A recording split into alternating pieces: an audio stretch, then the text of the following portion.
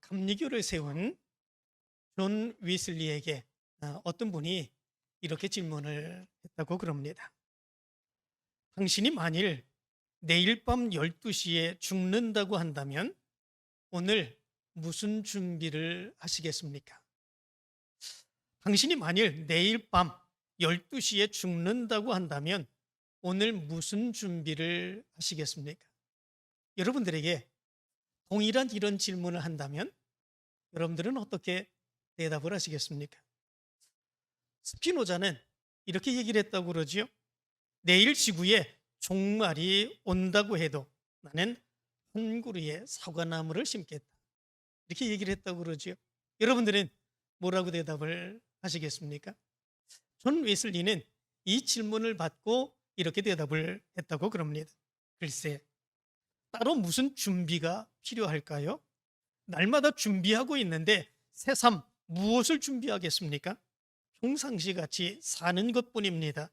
그렇게 지내다가 밤 12시에 죽는다면 그 이튿날 새벽에는 천국에서 눈을 뜨게 되겠지요.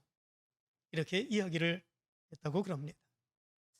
항상 준비하고 있는 사람은 어떤 일이 닥친다고 할지라도 따로 준비할 것이 없습니다.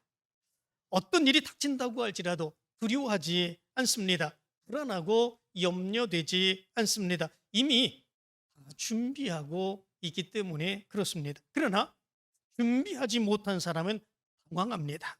불안하고 두렵습니다. 어떤 일이 일어날지 알 수가 없기 때문에 그렇습니다. 그런데 오늘 말씀 가운데 보면 메시아이신 예수 그리스도의 탄생의 모습에 준비할 시간은 충분했는데 준비하지 못하여 소동한 사람들이 기록되어 있습니다. 오늘 2장 1절부터 3절까지의 말씀을 보면 이렇게 말씀합니다. 헤로드 왕 때에 예수께서 유대 베들레헴에서 나심에 동방으로부터 박사들이 예루살렘에 이르러 말하되 유대인의 왕으로 나신 이가 어디 계시냐? 우리가 동방에서 그의 별을 보고 그에게 경배하러 왔노라 하니 헤로드 왕과 온 예루살렘이 듣고 소동한지라. 이렇게 말씀하고 있습니다. 여기에서 소동한지라라고 말씀을 하고 있는데 이 소동한지라라고 하는 말은 타라소라고 하는 말입니다. 이 타라소라고 하는 말은 뒤 흔들리다, 당황하게 하다, 무섭게 하다라고 하는 의미를 가지고 있습니다. 극심한 불안과 두려움, 염려, 공포 이런 것을 가졌다라고 하는 거지요. 누가 그렇게 당황하고 그리고 불안하고 공포를 느낀 이런 모습들이 있습니까? 2장 3절은 이렇게 말하지요. 헤로드 왕과 온 예루살렘이 듣고 소동한지라. 이렇게 말씀해 주고 있습니다. 헤로드 왕과 온 예루살렘이 소동을 했다. 불안하고 두렵고 걱정되고 근심되고 그리고 공포를 느낄 정도로 그런 마음을 가졌다라고 하는 것이요. 무엇 때문에 그렇습니까? 동방에서 온 박사들이 이들에게 유대인의 왕으로 나신 이가 어디 계시냐? 우리가 동방에서 그의 표를 보고 그에게 경배하러 왔노라. 이 이야기를 듣고 그들은 소동했다 말씀해 주고 있습니다. 유대인의 왕, 그는 누구이십니까? 하나님이 보내주시기로 약속하셨던 메시아, 그분 아닙니까?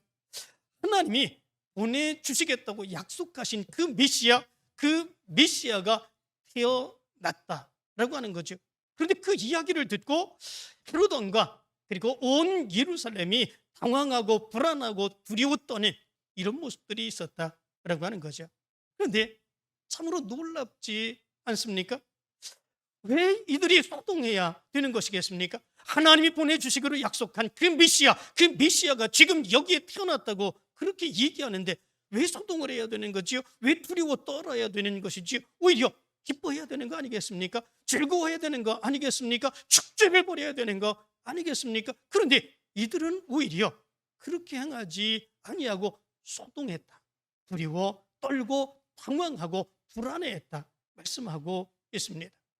무엇 때문에 그럴까? 헤롯은 무엇 때문에 그랬습니까? 그 당시에 이스라엘의 유대의 왕이 바로 헤로드 아니겠습니까? 그런데 그 헤로드 왕이 무엇 때문에 이런 소동하는 모습이 있었겠습니까?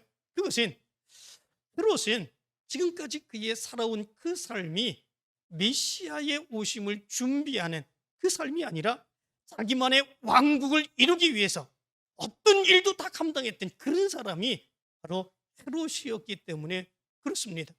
그의 그런 삶의 모습이 있었기에 메시아가 오신다고 하는 그 소식을 듣고 당황할 수밖에 없는 거지요. 두려워할 수밖에 없는 거지요. 공포를 느낄 수밖에 없는 그런 모습들이 있는 거죠. 헤롯 왕이 어떤 사람입니까? 헤롯 왕은 에돔 사람입니다. 아주 정치적인 능력이 뛰어난 그런 사람이기도 합니다. 이 헤롯이 로마의 황제 유대 총독이 몇 번이 바뀌는 그런 상황 가운데서도 그의 왕권을 지킨 그런 모습들이 있었습니다. 주전 40년 안토니오와 시저에 의해서 그가 유대의 왕이 되었습니다. 그리고 예수님이 오실 때까지 그가 왕으로 계속해서 재임을 하게 되는 이런 모습들이 있었죠. 굉장히 오랫동안 그렇게 왕으로 재임하고 있었습니다. 그 당시에 로마는 굉장히 많은 어려움의 상황들이 있었습니다. 많은 수시로 변해가는 그런 모습들이 있었습니다. 불안하고 두려운 그런 상황들, 정권이 계속해서 바뀌는 그런 상황들이 있었습니다. 그런데 그런 상황 가운데서 그 자기의 왕의 권한 그것을 놓지 않고 계속해서 유지하고 살아왔다고 하는 것, 이거는 대단히 정치적인 능력이 있지 않고서는 있을 수 없는 그런 모습이 있지요. 바로 능력 있는 사람이 헤롯이기도 했습니다. 뿐만 아니라 이 헤롯은 정치적인 그런 일을 행하는 데 있어서도 굉장히 뛰어난 능력을 발휘했습니다. 물론 유대인들에게는 굉장히 어려움을 주고 괴로움을 주는 일이었지만 로마에 아부하고 로마의 신임을 얻기 위해서는 그 모든 일을 감당했던 그런 사람이 바로 헤롯이었지요. 세금을 걷는 일에 굉장히 뛰어난 능력이 있기도 했습니다. 여러 가지 건축물들도 많이 세우는 그런 모습들이 있었습니다. 오늘날 이 이스라엘 땅을 순례하다 보면 헤롯이 지었던 아주 위대한 건물들, 이런 것들이, 그런 것들이 굉장히 많이 있습니다. 지금은 잔해로 남아있는 것들도 있고 온전하게 세워진 그런 것들도 있습니다. 원형 경기장 이런 것들도 있고 극장도 있고 자기를 위해서 세워놓았던 기념비들도 있고, 그리고 우상을 위해 세워놨던 제단들도 있고, 그리고 성체를 높이 쌓아놓는 바로 그런 기념물들도 있게 됩니다.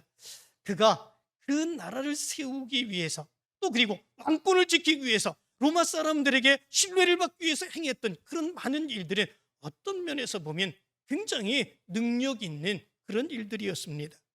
그리고 유대인들의 환심을 사기 위해서 성전도 재건하는 이런 일을 행하기도 했습니다. 예루살렘 성전이 바벨론에 의해서 철저히 무너지게 되는 이런 모습들이 있게 되죠.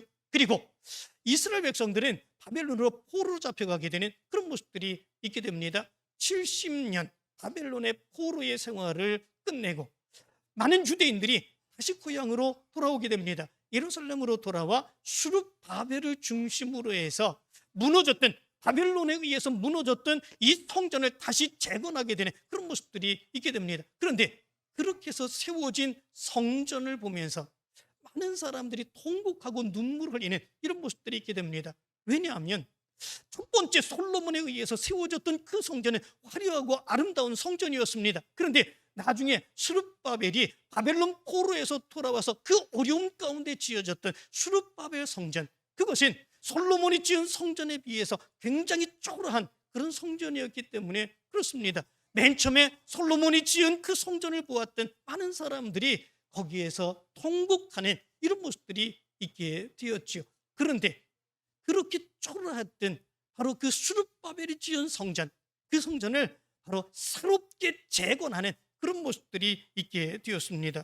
어느 정도 아름답게 그 성전을 재건했는지, 그 성전을 첫 번째 지은 솔로몬의 성전, 두 번째 지은 스룹바벨 성전, 그리고 이것을 헤롯이 지은 성전을 제3의 성전이라 이렇게까지 이야기를 했습니다. 이 성전은 굉장히 오랜 기간 동안 다시 재건하고 수축하는 그런 일들을 행했지요. 기원 후 64년에 드디어 완공을 했습니다. 많은 사람들이 바로 그 재건한 성전의 그 모습을 보면서 너무나도 아름다워서 그 성전을 황금 성전이라 이렇게 이야기를 했습니다. 굉장히 성전을 짓는 일에 굉장히 엄청난 심혈을 기울인 그런 모습들이 있었죠. 그렇다면 이렇게 보면 헤롯이 참 좋은 사람이 아닐까 이런 생각을 해봅니다. 정치적인 능력으로도 뛰어난 그런 모습들이 있습니다. 뿐만 아니라 유대인들을 위하여 성전도 이렇게 아름답게 지어주는 이런 모습들이 있었습니다. 대단하지 않습니까? 그런데 그렇게 행한 일들이 사실은 자기 왕권을 지키기 위한 것이었습니다. 그 수단과 방법에 지나지 않은 그런 모습들이 있었던 거죠. 다윗이 이 성전을, 예루살렘의 성전을 짓기 위해서 얼마나 그 마음으로 애쓰고 준비가 많은 그런 모습들이 있었습니까? 믿음의 열망, 뜨거운 열망을 가지고 그 성전 짓기를 원했지만 이 다윗은 성전을 짓지 못했습니다. 그 아들 솔로몬이 성전을 지었죠. 그렇지만 성전 짓기를 원하는 그 뜨거운 열망, 그 마음은 있었습니다. 그렇지만 이 헤롯은 그런 마음이 아니었습니다. 단지 유대인의 환심을 사서 내 왕권을 더 굳건하게 지켜야 되겠다라고 하는 생각이었죠. 그 생각 속에 바로 성전을 재건하는 그런 모습들이 있었던 거죠. 뿐만 아니라 그의 성격도 아주 음흉하고 비열하고 잔인한 그런 모습들이 있었다고 그러지요. 그의 아내가 10명이었었다고 그럽니다. 그리고 첫 번째 아내는 자기와 동족인 에돔 족속이었다고 그러죠. 그 아내의 이름이 도리스라고 얘기를 합니다. 그리고 그를 통해서 첫 번째 아들이 났는데 그 아들을 자기의 후계자로 세웠다고 그럽니다. 그런데 그 아이가 자기의 마음에 들지 않았습니다. 그 아들을 자기가 왕으로 세우겠다고 후계자로 세워놨었는데 자기 마음에 들지 않는다고 하는 그 이유로 예수님이 오시기 4년 전에 자기의 손으로 처형을 시켜버리는 이런 모습들이 있었다고 그러지요. 두 번째 아내가 미리암네라고 하는 아내였습니다. 그 아내에게는 두 아들이 있었습니다. 그 아들도 사소한 이유로 이 헤롯이 다 살해해버리는 이런 모습들이 있었다고 그러지요. 그래서 그 당시에 사람들이 이렇게 얘기를 했다고 그럽니다. 헤롯의 왕자보다는 헤롯의 돼지가 더 행복하다. 이렇게까지 이야기를 했다고 그럽니다. 왕권을 지키는 데는 아주 탁월한 능력을 가지고 있습니다.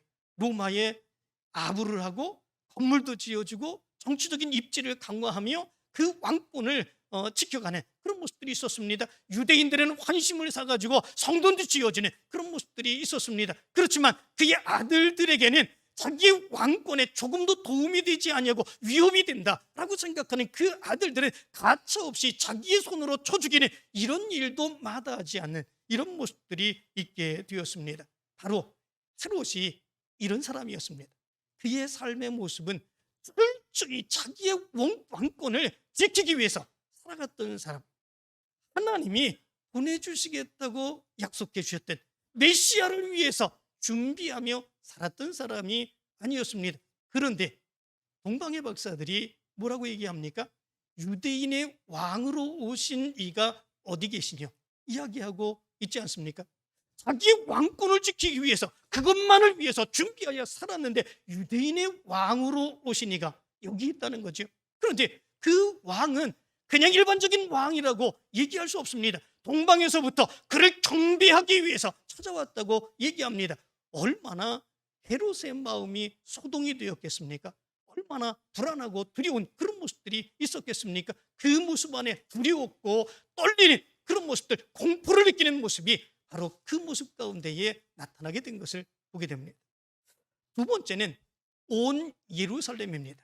온 예루살렘이 소동했다 말씀해 주고 있습니다. 온 예루살렘은 누구를 얘기해 주고 있습니까? 이스라엘 백성들, 유다 백성들을 의미해 주고 있습니다. 당시에 로마의 사람들에게 이스라엘 백성들, 유다의 백성들이 지배를 받고 있었습니다. 로마에 엄청난 많은 세금을 낼 수밖에 없는 그런 모습들이 있었습니다. 그 모습 안에서 이 유다 백성들은 굉장히 어렵고 힘들게 살아갈 수밖에 없는 그런 모습들이 있었죠. 그런 상황 가운데서 메시아가 오기를 간절히 소망하는 그런 모습들이 있었지 않겠습니까? 하나님이 선지자를 통해서 보내주시겠다고 하는 메시아가 왜 아직도 오지 않느냐라고 하는 하소연들이 그들의 모습 가운데 있었지 않았겠습니까? 메시아가 오시면 이 로마의 모든 사람들은 완전히 다 제거하고 우리가 저들을 지배하게 될 거다라고 하는 생각을 그들은 가지고 있었지 않았겠습니까? 그런데 그들에게 메시아가 오셨다고, 유대인의 왕으로 하나님이 약속하신 그분이 오셨다고 이렇게 얘기를 하게 된다면 기뻐해야 되는 거 아니겠습니까? 즐거워야 되는 거 아니겠습니까? 우리가 드디어 간절히 바라고 원했던, 우리를 높여줄 바로 그분이 오셨는데, 하나님이 약속하신 그분이 오셨다고 하는데 우리가 얼마나 기쁘고 얼마나 즐거운가, 축제를 벌여야 되는 이런 모습들이 있어야 되는 거죠. 그런데 이 온 이스라엘이 소동했다라고 하는 겁니다. 왜 그렇습니까? 그들 역시 메시아의 오심을 준비하지 못했기 때문에 그렇습니다. 그들은 로마의 지배 가운데, 어려움 가운데 살았습니다. 어떻게든지 그 로마의 지배 가운데서도 살아야 되겠다 그런 생각을 가지고 살아가는 그런 모습들이 있었던 거지요. 그런데 그 적응에 익숙해져가는 그런 모습들이 이스라엘 백성들 가운데 있었던 거죠. 그렇게 어려움 가운데 있으면서도 그들은 그 어려움 가운데 적응했습니다. 그 어려움 가운데 적응하며 나름대로 자기가 살만한 삶을 살아가는 모습들, 그 모습이 있게 되었던 거죠. 나름대로 열심으로 살았습니다. 그리고 나름대로 성공한 삶을 살았습니다. 나름대로 높은 직위에 올라가는 그런 삶을 살았습니다. 이 정도로 높이 어려움 가운데서 살았습니다. 그런데 메시아가 오셨다는 거죠. 하나님이 약속하신 그 메시아가 오셨다는 거죠. 그런데 문제가 무엇입니까? 좋아해야 하는 거 아니겠습니까? 그런데 좋아할 수 없는 이유는 무엇이겠습니까? 새로운 왕 메시아가 오시면 지금까지 어려움 가운데서 우리가 이루어 놓은 거 이만큼 이루어 놓았는데, 이렇게 내가 삶을 그래도 이 정도로 살만하게 살았는데, 새로운 왕이 오시면 그 왕을 중심으로 해서 그 나라의 모든 것들, 이런 것들이 새로운 질서로 재편될 수밖에 없는 그런 모습들이 있는 거죠. 그러면 자기의 삶을 내려놔야 되는 거죠. 자기가 지금까지 이루어 놓은 모든 것들 다 내려놓고 빼앗길 수도 있는 그런 상황이지요. 이거는 도저히 감당할 수 없는 이런 모습들이죠. 지금까지 내가 어떻게 살아왔는데, 이렇게 어려움 가운데서 내가 어떻게 살아왔는데, 어떻게 힘을 들여서 이만큼 준비하며 살아왔는데 라고 하는 거지요. 그렇기 때문에 바로 하나님이 보내주신다고 하는 그 메시아가 오셨다고 하는 그 이야기를 듣고도 그들은 기뻐하지 못했습니다. 오히려 불안하고 두렵고 심지어 공포를 느낄 만한 그런 소동의 모습이 그들의 모습 가운데 있었던 것을 보게 됩니다. 그들은 메시아의 오심을 전혀 준비하지 못했기에 이런 소동의 모습이 있었던 것을 보게 됩니다. 세 번째 모습이 있습니다. 세 번째는 제사장들과 서기관들입니다. 그런데 참 이상하지 않습니까?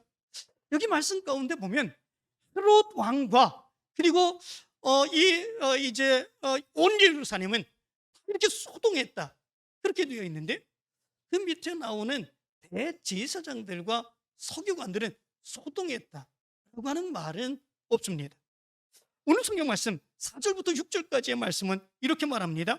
왕이 모든 대제사장과 백성이 서기관들을 모아 그리스도가 어디서 나겠느냐 물으니 이르되 유대 베들레헴이오니 이는 선지자로 이렇게 기록된 바 유대 땅 베들레헴아 너는 유대 고을 중에서 가장 작지 아니하도다. 내게서 한 다스리는 자가 나와서 내 백성 이스라엘의 목자가 되리라 하였음이니이다. 헤롯 왕이 묻습니다. 이 그리스도가 어디서 나겠느냐 묻습니다. 그렇다면 대제사장과 서기관들, 이들은 어떠해야 되겠습니까? 먼저 놀라는 척이라도 해야 되는 거 아니겠습니까? 지금까지 그들이 가르쳐 왔던 율법의 말씀, 그 말씀에 기록된 대로, 하나님이 언약한 그 말씀대로 메시아가 이 세상에 태어났다라고 하는 거지요. 그렇다면 그것보다 더 놀라운 것이 어디 있겠습니까? 그들이 그렇게 이스라엘 백성들에게 가르쳤던 거 아니겠습니까? 그것을 준비하며 예비하며 그런 삶을 살았던 거 아니겠습니까? 그런데 그 메시아가 어디서 여기에 지금 태어났다라고 하는 거죠. 그런데 그들은 놀라지 않습니다. 그거에 대해서 담대하게 얘기하죠. 유대 베들레헴이오니 이는 선지자로 이렇게 기록된 바 유대 땅 베들레헴아 너는 유대 고을 중에서 가장 작지 아니하도다. 내게서 한 다스리는 자가 나와서 내 백성 이스라엘의 목자가 되리라 하였음이니이다. 그렇게 기록되었습니다. 이렇게 얘기한 거죠. 우리가 지금까지 가르쳐 준 대로 그렇게 기록되어 있습니다 라고 하는 거죠. 이 모습을 이렇게 대제사장들과 서기관들이 이야기한 것, 그것은 무엇 때문에 그렇습니까? 이들에게는 그런 소망이 없는 거죠. 하나님이 그렇게 약속해 주셨는데, 하나님이 그렇게 말씀해 주셨는데, 그렇다면 하나님이 약속해 주신 대로 반드시 메시아를 우리에게 보내주실 것이다. 그 은혜의 감격을 가지고 메시아를 준비하는 삶, 메시아를 준비하는 사역, 그 사역을 감당해야 되는데, 그렇다면 바로 메시아가 여기 태어났다 얘기하면 깜짝 놀라서 그곳이 어디입니까? 얘기를 해야 되는 그런 모습들이 있는데, 그들은 그렇지 않습니다. 다 알고 있습니다. 성경에 이렇게 기록해 놓고 있습니다. 담담하게 이렇게 얘기하는 그런 모습들이 있는 거죠. 그들은 그래서 소동하지 않습니다.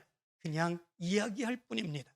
자기가 알고 있는 그 지식으로 이야기하고 그것으로 끝납니다. 그리고 그분이 오셨으면 우리가 어떻게 준비해야 되겠습니까? 우리가 어떻게 맞아야 되겠습니까? 이런 모습 전혀 생각하지 않는 그런 모습들이 있습니다. 헤롯은 소동하면서 그 메시아가 태어난 그 모습을 보며 죽이려고 어디에서 그가 태어났는가 물어보는 모습들이 있지만, 대제사장과 서기관은 전혀 그렇지 않습니다. 여기에 그렇게 써 있습니다. 단순하게 대답합니다. 그러나 그들은 소동하지 않았지만 곧 소동할 수밖에 없게 되죠. 왜 그렇습니까? 실제로 하나님이 약속하신 그 메시아 예수 그리스도께서 태어나셨기 때문에 그렇습니다. 그들은 담담하게 그렇게 얘기할 수 있지만, 그래서 정말 그분이 태어난다 이런 생각을 가지지 않고 그렇게 얘기하였지만, 그러나 실제로 그 메시아가 이 세상에 태어나셨기 때문에 그렇습니다. 그렇기에 그들은 두려워 떨 수밖에 없고 소동할 수밖에 없는 그런 모습들이 있게 되는 거죠. 그런데 소동하지 않았던 그런 사람이 또 있습니다. 그 사람들이 누구이겠습니까? 동방의 박사들입니다. 동방 박사들이 보시기를 바랍니다. 이 동방은 어디이고 이 박사들은 어떤 사람들이겠습니까? 이거에 대해서 어디에도 기록에 나와 있지는 않습니다. 그래서 학자들은 얘기하기를 이 동방이라고 하는 것은 페르시아 또는 바벨론 그리고 아라비아, 메데 이런 이스라엘에서 동쪽에 있는 곳, 바로 그곳일 것이다, 그렇게 얘기를 합니다. 그런데 이들이 어떤 사람인지는 오늘 성경에 기록되어 있습니다. 이 사람들을 가르쳐서 박사들이라 이렇게 얘기하지 않습니까? 이 박사들이라고 하는 말은 마고스라고 하는 말입니다. 이 마고스라고 하는 말은 하늘의 별자리를 보고 연구하는 사람들이다 라고 하는 의미를 가지고 있습니다. 이 사람들을 가르쳐서 그래서 학자들은 점성가들 이렇게 번역을 하고 이야기하는 사람들도 있습니다. 어떤 사람들은 천문학자들이다 이렇게 얘기하는 사람들도 있습니다. 어떤 사람들은 하늘을 연구하는 그냥 박사일 뿐이다 이렇게 얘기하는 사람들도 있습니다. 그런데 그것은 그렇게 중요하지는 않습니다. 중요한 것은 이들이 어떻게 그 별을 보고 하나님이 예언해 주신, 선지들을 통해서 예언해 주신 바로 메시아를 보내주시겠다고 하는 그 예언임을 믿고 그들이 바로 그 메시아를 보기 위해서, 경배하기 위해서 여기까지 왔는가라고 하는 것입니다. 무엇 때문에 어떻게 그렇게 할 수 있었겠습니까? 학자들은 이런 이야기를 합니다. 이스라엘 백성들이 바벨론으로 포로를 잡혀갔지 않습니까? 그 바벨론에서 70년 동안을 그런 엄청난 어려움을 겪었습니다. 시편의 말씀 가운데 보면 이 바벨론 강가에서 그런 눈물을 지으며 예루살렘에 언제 가게 될까? 어떻게 가게 될까? 그것을 가지고 그렇게 눈물 흘리며 기도하는 그런 모습이 있었고, 거기에서 찬송하는 그런 모습들이 있었습니다. 그런데 바로 그런 안타까움과 괴로움 속에 그들은 소망을 가지고 있었지요. 하나님이 메시아를 보내주신다고 약속해 주셨는데 그 메시아를 우리에게 보내주시기를 원합니다. 그래서 이 어려움 가운데서 우리를 회복시켜 주시기를 원합니다. 그들은 간절히 기도하고 예비하며 그 메시아를 고대하는 그런 삶을 살았던 것이지요. 특별히 성경 말씀 가운데 보면은 바로 그들이 그렇게 고대했던 그런 메시아에 대한 그런 약속이 별을 통해서 이렇게 주어진다고 약속해 주고 있습니다. 민수기 24장 17절의 말씀을 보면 이렇게 말씀합니다. 한 별이 야곱에게서 나오며 한 규가 이스라엘에게서 일어나서 모압을 이쪽에서 저쪽까지 쳐서 무찌르고 또 셋의 자식들을 다 멸하시리로다. 이렇게 말씀해 주고 있습니다. 그런데 이 동방의 박사들이 어떻게 그것을 알 수 있었겠습니까? 아마도 이 동방의 박사들은 이 바벨론에서 별을 연구하는 사람들이 아니었을까? 학자들은 그렇게 얘기합니다. 그리고 거기에서 그들이 포로로 끌려와 그렇게 어려움 가운데 괴로움 가운데에 예루살렘을 바라보며 기도하고 찬송했던 그 모습, 하나님의 말씀을 읽으며 간절히 메시아를 대망했던 바로 그 모습들을 그대로 보고 들었을 것이다 라고 하는 거죠. 그런데 그때에 수많은 사람들이 하늘을 연구하는 그런 모습들이 있었지 않았습니까? 그런데 그 많은 사람들이 그것은 그냥 듣는 대로 흘려버렸지 그 마음에 담지는 못했습니다. 마음에 담고 그것을 연구하는 그런 모습들은 없었다라고 하는 거죠. 그런데 여기 나와 있는 동방의 박사들, 그 사람들은 몇 명인지 알지는 못합니다. 이스라엘 백성들이 그 바벨론에서 그 고통 가운데에 하나님 앞에 간절히 예배하며 기도하며 찬송하며 하나님 우리에게 약속해 주신 그 메시아를 보내주시기를 원합니다. 바로 그 말씀을 마음속에 담고 별을 연구하다 그 별이 떠 있기에 이것이 이스라엘 백성들 가운데 하나님이 예언해 주신 바로 메시아를 보내주신다고 하는 표징이구나 라고 하는 것을 깨닫고 그들이 모든 것을 다 내려놓고 그 메시아를 경배하기 위해서 거기까지 예루살렘까지 따라오는 이런 모습들이 있었다라고 하는 거죠. 이들은 어떤 사람들이었습니까? 다른 사람들은 준비하지 못하고 그렇게 다 울부짖으며 행했던 모습들을 흘려들었던 그런 모습들이 있었습니다. 하늘의 별을 보았을 때도 저 별이 좀 이상하다 이렇게만 생각했던 그 모습이 있었습니다. 그러나 동방의 박사들은 그것을 보고 이것이 이스라엘 백성들이 그렇게 울부짖으며 간절히 대망했던 메시아의 징조 표적이구나 라고 하는 것을 깨닫고 그들은 모든 것을 다 내려놓고 예루살렘으로 찾아와서 예루살렘에서 그분을 경배하기를 원하는 그런 모습들이 있었던 것을 보게 됩니다.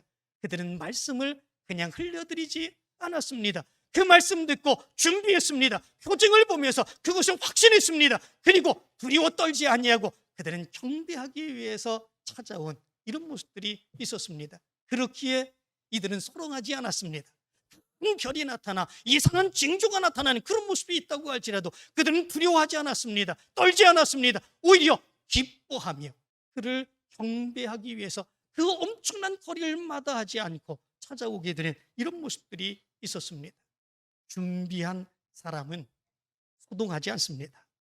불안하고 두려워하지 않습니다. 오히려 담대하고 당당하게 기다리며 준비합니다. 영국의 윌분던 테니스장은 1년에 2주간을 사용한다고 그럽니다. 이 2주간을 사용하기 위하여 1년 내내 준비한다고 그러죠. 윈블던 그 테니스 대회, 그 국제적인 그런 큰 대회 아니겠습니까? 그런데 1년에 2주간을 사용하기 위해서 1년을 준비하는 거죠. 거기에 매니저는 한 해 동안 계속 준비만 하는 것입니다. 준비만 계속하는 거죠. 그러면 그 준비하는 모습이 쉽겠습니까? 아니면 어렵겠습니까? 그런데 참으로 기대를 가지고 그 준비를 하기에 그것은 낭비하는 시간이 아니죠. 1년 동안 계속 준비를 해야 되는데 이게 언제까지 이것을 해야 되는가? 이렇게 생각하며 할 수 있는 게 아니죠. 내가 준비를 잘하게 되면 세계적인 대화가 여기서 열린다 라고 하는 생각을 가지고 기쁨으로 그것을 준비하는 그런 모습들이 있게 되죠. 준비하는 모습이 이렇습니다. 믿음의 확신을 가지고 준비하면 결코 두렵지 않습니다. 힘들지 않습니다. 어렵지 아니한 그런 모습들이 있습니다. 그러나 준비하지 아니하게 되면 두려움을 갖게 되죠. 그리고 원망도 갖게 되지요. 그리고 불안을 갖게 되지요. 그리고 당황하게 되는 이런 모습들이 있게 됩니다. 그런데 우리가 가만히 예수님의 탄생의 이 이야기를 가만히 생각을 해보다가, 그러면 우리는 예수 그리스도의 이 세상에 오심을 정말 준비하고 있는가? 예수님께서는 십자가에 달려 돌아가신 이후로 부활하시고 승천하셨지 않습니까? 그리고 다시 이 세상에 오시겠다, 재림의 약속을 하셨지 않았습니까? 그 약속을 믿으며 사는 사람들이 누구입니까? 바로 지금 여기에서 하나님을 믿고 예수 그리스도를 믿고 그 구원의 감격 가운데 살아가는 바로 우리들 아니겠습니까? 그렇다면 우리도 그런 준비의 모습이 있어야 되죠. 예수님의 재림을 기억하며, 성경 말씀 데살로니가전서 5장 2절과 3절은 이렇게 말합니다. 주의 날이 밤에 도둑같이 이를 줄을 너희 자신이 자세히 알기 때문이라. 그들이 평안하다 안전하다 할 그때에 임신한 여자에게 해산의 고통이 이름과 같이 멸망이 갑자기 그들에게 이르르니 결코 피하지 못하리라. 예수님의 재림의 모습을 두 가지로 설명해 주고 있죠. 하나는 도둑같이 임한다. 도둑같이 임한다고 하는 것은 언제 도둑이 침입해 우리의 모든 것을 가져갈지 모른다라고 하는 거죠. 그런데 도둑은 올 수도 있고 안 올 수도 있습니다. 그렇기에 준비해야 되는 거죠. 그런데 임신한 여인에게 해산의 고통은 어떻습니까? 올 수도 있고 안 올 수도 있습니까? 아닙니다. 반드시 오게 됩니다. 아기를 가진 그 여인은 반드시 출산을 하게 돼 있고 그 해산의 고통이 아주 심각한 그런 모습들이 있게 됩니다. 반드시 오게 되어 있습니다. 도둑은 올 수도 있지만 안 올 수도 있습니다. 그러나 해산하는 임신한 여자에게 해산의 고통은 반드시 있게 된다. 그러므로 인하여 예수님이 이 세상에 다시 재림하신다고 하는 것, 이거는 반드시 있다고 하는 사실을 이야기해 주고 있는 거 아니겠습니까? 그렇다면 그것을 위해서 우리는 어떻게 준비하고 있는가 생각해 볼 필요가 있는 거죠. 선지자들을 통해서 메시아를 보내주시겠다고 약속해 주셨는데 그 당시에 헤롯은 자기의 통치, 자기의 왕권만을 위해서 메시아의 오심은 전혀 준비하지 않았습니다. 그렇기에 소동할 수밖에 없었죠. 온 예루살렘, 바로 이스라엘 백성들도 마찬가지입니다. 분명하게 약속을 해주셨는데 그럼에도 불구하고 아무런 준비도 하지 않았습니다. 오셨다고 하니까 소동하는 그런 모습들이 있었습니다. 대제사장과 서기관들도 마찬가지의 모습이죠. 그렇다면 지금 예수님이 재림하신다고 하는 그 약속을 믿고 믿음 생활하는 우리는 어떻습니까? 우리도 헤롯 같지 않습니까? 우리도 온 예루살렘 같지 않습니까? 우리도 대제사장과 서기관과 같지 않습니까? 정말 내가 하는 그 일만 집중하며 예수 그리스도께서 오신다고 하는 것 소망을 갖고 믿음으로 준비하며 살아가는 그 모습 없지 않습니까? 오늘 재림하신 예수가 여기에 나셨다. 우리가 그 소식을 듣는다면 우리는 어떻겠습니까? 우리도 소동하지 않을까, 이런 생각을 해봅니다. 이제 예수 그리스도의 탄생을 맞이하는 이 모습에서 우리의 준비의 모습이 어느 정도가 되어야 되는가 하는 것을 생각해 볼 필요가 있습니다. 존 웨슬리의 그 대답을 다시 한번 말씀을 드립니다. 글쎄, 따로 무슨 준비가 필요할까요?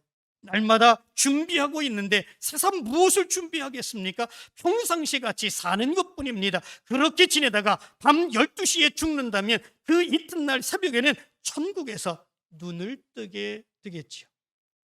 하나님의 약속을 믿고 예수 그리스도의 오심을 믿고 믿음 안에서 매일처럼 준비하는 삶을 살아서 평안한 여러분들의 삶이 되기를 원합니다. 기쁨의 여러분들의 삶이 되기를 원합니다. 하나님의 놀라운 능력의 역사, 은혜의 역사를 찬양하는 여러분들의 삶이 되기를 간절히 축원합니다.